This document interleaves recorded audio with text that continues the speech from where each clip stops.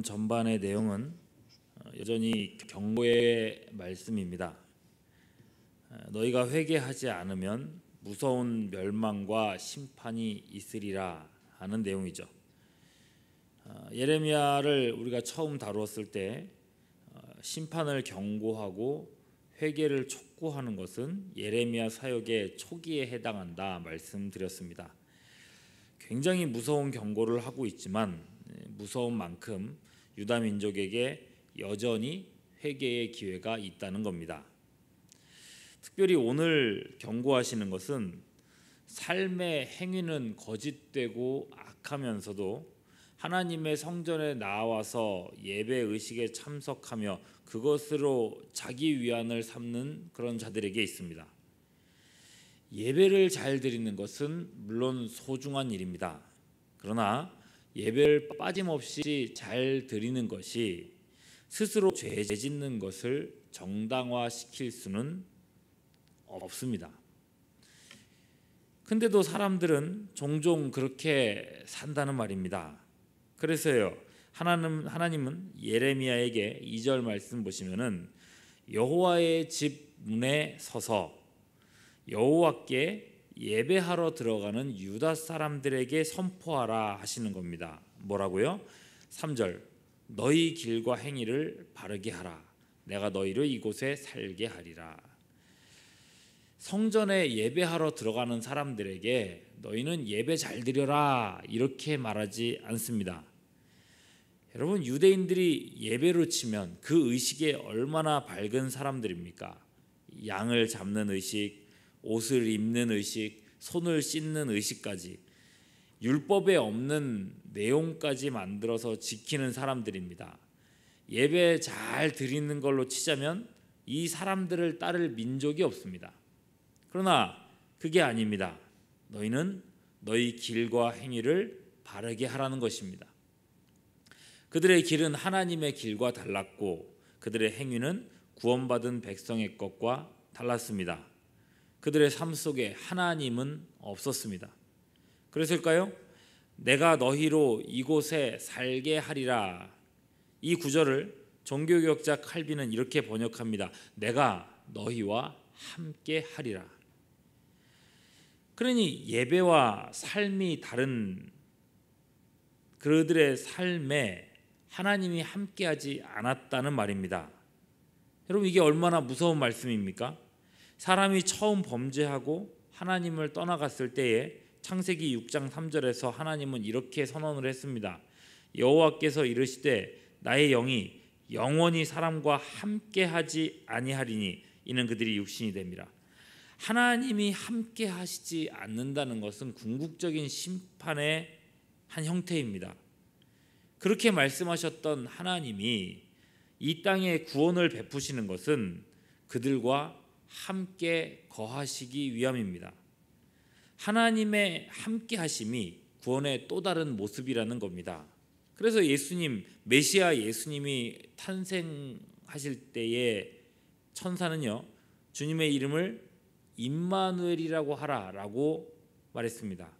마태복음 1장 23절에 보면 이를 번역한즉 하나님이 우리와 함께 계시다미라.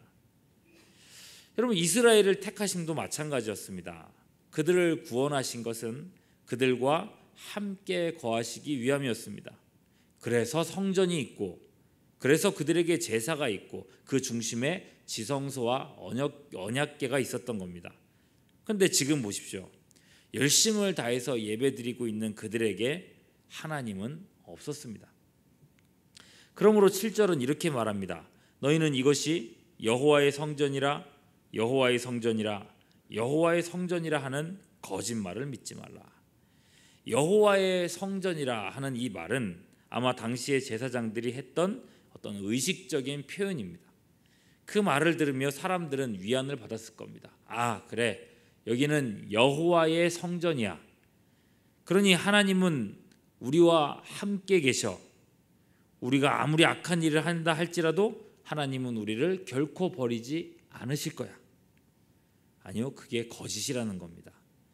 삶이 없는 신앙만을 산다면 그것은 스스로 속이는 거라 말씀하고 있습니다.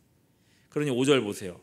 너희가 길과 행위를 참으로 바르게 하여 이웃들 사이에 정의를 행하며 이방인과 고아와 과부를 압제하지 아니하며 무죄한 자의 피를 이곳에서 흘리지 아니하며 다른 신들 뒤를 따라 화를 자초하지 말라.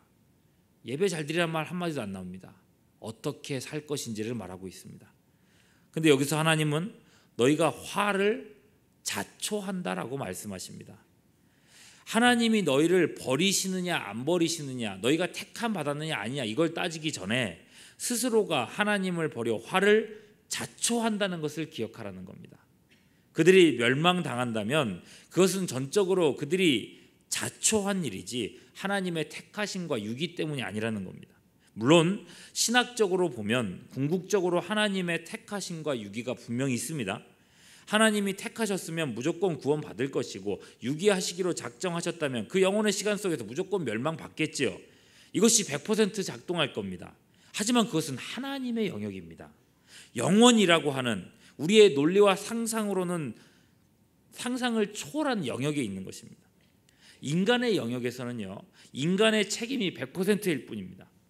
사람이 자초한 일이기에 그 대가는 사람이 치러야만 합니다. 그렇게 되지 말라는 거예요. 화를 자초하지 아니하면 7절 내가 너희를 이곳에 살게 하리니 곧 너희 조상에게 영원 무궁토록 준 땅이니라. 하나님은 아직까지 회개와 회복의 기회를 주시는 겁니다.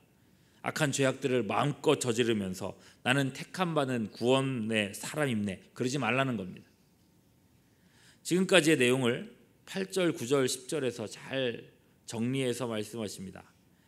보라, 너희가 무익한 거짓말을 의존하는도다.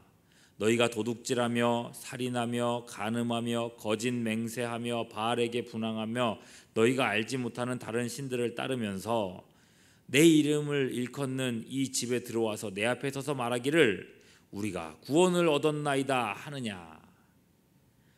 예배 없는 삶이 얼마나 저주스럽습니까? 그러나 그것만큼이나 삶 없는 예배가 이렇게 무섭다는 겁니다. 그 결과를 보십시오. 12절 너희는 내가 처음으로 내 이름을 둔 이 처소 실로에 가서 내 백성 이스라엘의 악에 대하여 내가 어떻게 행하였는지 보라. 14절 그러므로 내가 실로에 행한 같이 너희가 신뢰하는 바 내 이름으로 일컬받은 이 집 곧 너희와 너희 조상들에게 준 이곳에 행하겠고. 자, 여기서 말하는 실로는요, 이스라엘이 가나안에 처음 들어왔을 때에 언약궤를 유치했던 장소입니다. 그러니 예루살렘 이전에 언약 공동체의 신앙 중심지였죠. 이곳이 제사장들의 땅이었고 사사시대까지 언약궤가 있었던 곳이었고 선지자 사무엘이 활동했던 그야말로 성지와 같은 땅입니다. 그런데 엘리와 두 아들 홈니와 비느하스가 악행을 저질렀을 때 결국 두 언약궤는 빼앗겼고 훗날에는 아무도 살지 않는 폐허가 되고 말았다는 것입니다. 여러분, 홈니와 비느하스가 주는 교훈이 있지 않습니까? 백성들의 마음이, 하나님의 백성들의 마음이 하나님을 향해 있지 않다면 하나님의 언약궤를 전쟁터 한가운데로 갖고 들어간다 할지라도 그들은 끔찍한 살육을 피할 수 없었던 것입니다. 옛 성지가 그랬을진데 지금의 성지 예루살렘이라고 다르겠냐는 겁니다. 아니요. 13절 보세요. 여호와의 말씀이니라. 이제 너희가 그 모든 일을 행하였으며 내가 너희에게 말하되 새벽부터 부지런히 말하여도 듣지 아니하였고 너희를 불러도 대답하지 아니하였느니라. 하나님은 백성들의 멸망을 수도 없이 경고해 오셨습니다. 자기 백성들에게 돌아오라고 새벽부터 부지런히 말씀해 오셨습니다. 이제 하나님의 인내가 끝나는 시간이 다가옵니다. 여호와의 날, 심판의 날, 사랑하는 성전까지도 옛 실로처럼 무너뜨리시는 그날이 곧 닥쳐옵니다. 그러나 아직까지는 기회가 있습니다. 지금이라도 회개한다면, 죄악을 버리고 하나님이 기뻐하시는 삶을 회복한다면 하나님은 그 준비된 심판을 뒤로 물리실 의향이 있으십니다. 지금 세상 돌아가는 걸 보십시오. 처처의 기근과 전쟁의 소식이 있습니다. 대형 지진과 화산으로 허리케인과 같은 자연재해로 수많은 사람들이 한꺼번에 목숨을 잃는 일들이 곳곳에서 일어나고 있습니다. 세계 곳곳에서 전쟁과 테러가 끊이지 않고 우리나라도 거기에서 자유롭지 않습니다. 그런데도 이 나라는 점점 더 죄악을 옹호하고 불의로 진리를 막고 있습니다. 하나님의 심판을 자초하고 있습니다. 그러할진대 예수 믿는 사람, 구원받았다 하는 성도인 우리는 어떻습니까? 오늘의 말씀 앞에 과연 자유롭다고 할 수 있을까요? 예배가 무너진 성도들이 참 많아졌습니다. 그러나 삶이 무너진 예배자들도 너무나도 많습니다. 죄악과 불의를 아무렇지도 않게 행하고 세상의 수많은 그런 성공과 돈과 명예의 우상들을 섬기면서 나는 구원받았다, 나는 예배자다 말합니다. 이 새벽에도 예배드리시는 여러분, 임마누엘 하나님이 함께 하신다고 말할 수 있을 만한 거룩한 삶을 살아내는 우리 모두가 될 수 있기를 소망합니다.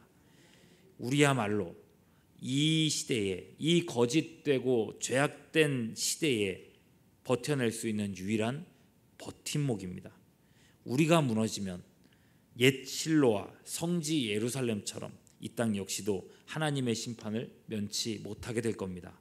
여러분, 이 사실을 기억하시고 아직 기회가 있을 때에, 아직 회개하라고 말씀하실 때에 우리의 삶을 십자가 보혈의 능력으로 정결케 하며 더불어 많은 사람들을 옳은 대로 인도하는 우리 모두가 될 수 있기를 주님의 이름으로 축원합니다.